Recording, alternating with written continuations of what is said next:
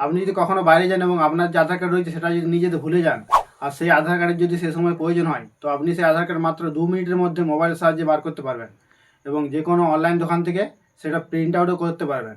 তো কী করে করবেন এই প্রসেস? তো এই প্রসেসটা দেখার জন্য ভিডিওটা সম্পূর্ণ দেখতে থাকুন এবং ভিডিওটি দেখার আগে সেভ করে রাখুন। আর অবশ্যই কিন্তু ইউটিউব চ্যানেলটিকে সাবস্ক্রাইব করে পাশে থাকবেন এরকম টিপস অ্যান্ড ট্রিক্সের জন্য। তো কী করে করবেন এই প্রসেসটা আপনাদেরকে দেখাই।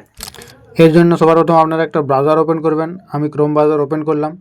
এরপর এখানে লিখে সার্চ করবেন myAadhar.uidi.gov.in। সার্চ করার পরে আপনাদের কাছে একটা সেকেন্ড ওয়েবসাইট আসবে, সেখানে ক্লিক করবেন। এরপর আপনারা কিছুটা উপরে যাওয়ার পর গেট আধার অপশন পাবেন, সেখানে ডাউনলোড আধার অপশানে ক্লিক করবেন। সেখানে ক্লিক করার পর আপনাদের সামনে আধার নাম্বার বসানো এবং ক্যাপচা বসানোর জায়গা থাকবে। সেখানে আধার নাম্বার এবং ক্যাপচাটা ভালোভাবে বসিয়ে নেবেন। তারপর সেন্ড ওটিপিতে ক্লিক করবেন। সেন্ড ওটিপিতে ক্লিক করার পর আপনাদের সামনে একটা ওটিপি আসবে, সেটা আপনারা ওটিপির জায়গায় ভালোভাবে বসিয়ে নেবেন। তারপর এখানে ভেরিফাই অ্যান্ড ডাউনলোডে ক্লিক করবেন। সেখানে ক্লিক করার পরে আপনাদের যে আধার কার্ড সেটা ডাউনলোড হয়ে যাবে। আপনাদের এখান থেকে ওপেন হবে না, কারণ এটাতে পাসওয়ার্ড লাগানো আছে।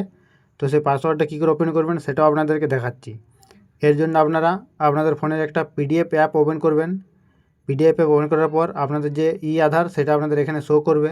সেখানে ক্লিক করার পর আপনাদের কাছে পাসওয়ার্ডের অপশান আসবে। সেখানে পাসওয়ার্ডটা কী করে বসাবেন, আপনাদের নামের ফার্স্ট 4টে ওয়ার্ড এবং আপনার যে জন্মের সাল সেটা এখানে বসিয়ে নেবেন। এক্সাম্পল পাসওয়ার্ডটা দেখে দেখে আপনারাও পাসওয়ার্ডটা বসিয়ে নেবেন এবং আপনাদের আধার কার্ডটা ওপেন হয়ে যাবে।